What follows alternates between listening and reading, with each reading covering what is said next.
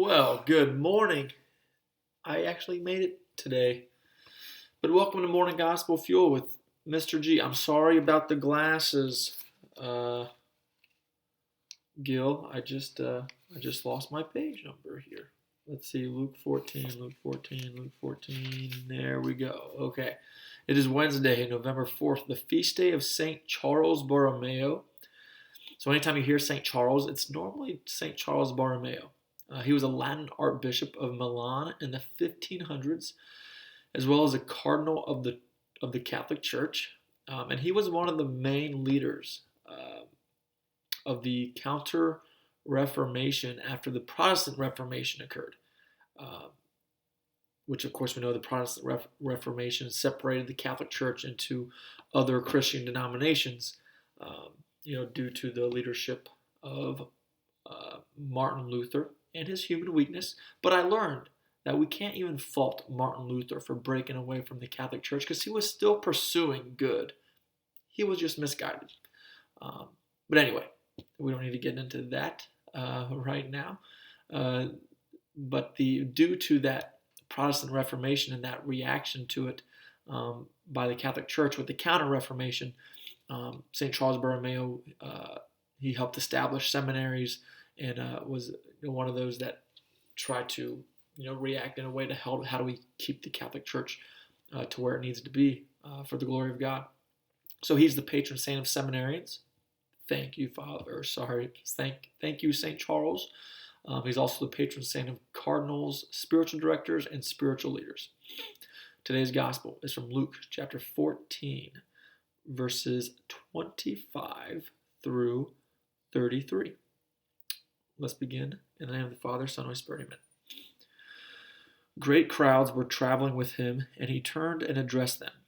If anyone comes to me without hating his father and mother, wife and children, brothers and sisters, and even his own life, he cannot be my disciple. Whoever does not carry his own cross and come after me cannot be my disciple. Which of you wishing to construct a tower does not first sit down and calculate the cost to see if there is enough for its completion? Otherwise, after laying the foundation and finding himself unable to finish the work, the onlookers should laugh at him and say, "This one began to build but did not have the resources to finish." Or what king marching into battle would not first sit down and decide whether with 10,000 troops he can successfully oppose another king advancing upon him with 20,000 troops? But if not, while he is still far away, he will send a delegation to ask for peace terms. In the same way, every one of you who does not renounce all his possessions cannot be my disciple. Let's read the footnote today. It says, this collection of sayings, most of which are peculiar to Luke, focuses on the total dedication necessary for the disciple of Jesus. No attachment to family or possessions can stand in the way of the total commitment demanded of the disciple. Also, acceptance of the call to be a disciple demands readiness to accept persecution and suffering and a realistic assessment of the hardships and costs.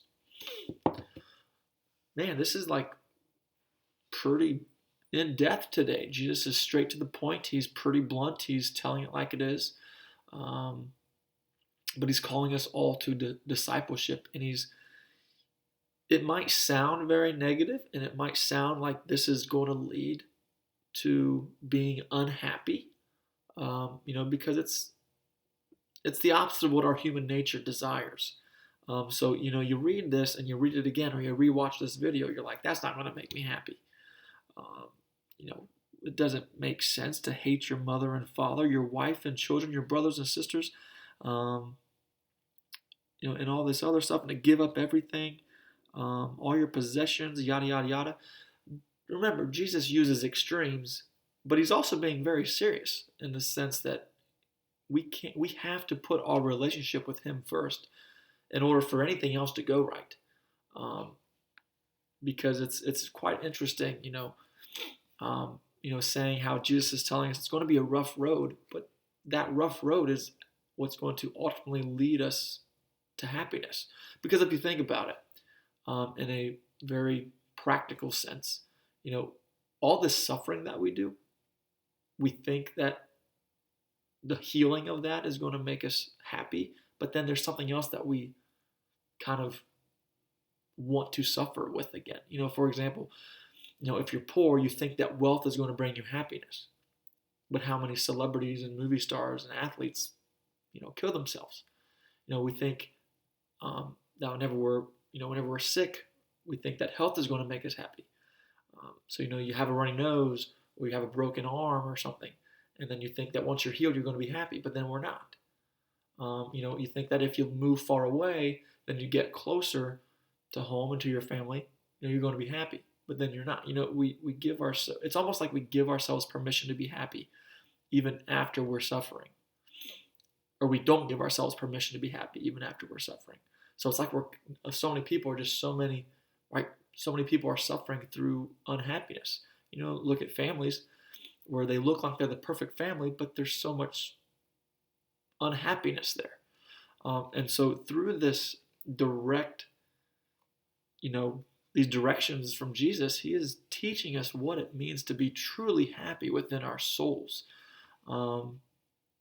This way we don't break away.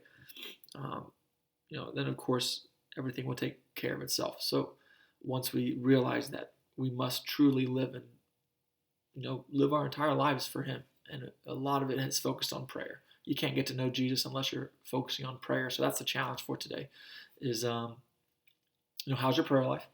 But then also, how are you demonstrating a life of discipleship today? And what little things can you do, even if they go unnoticed? And also, what suffering are you going to endure willingly, knowing that it's going to bring you closer to God? Because if we weren't meant to suffer on this world, we wouldn't be here. We'd all be in heaven with eternal peace and happiness right now.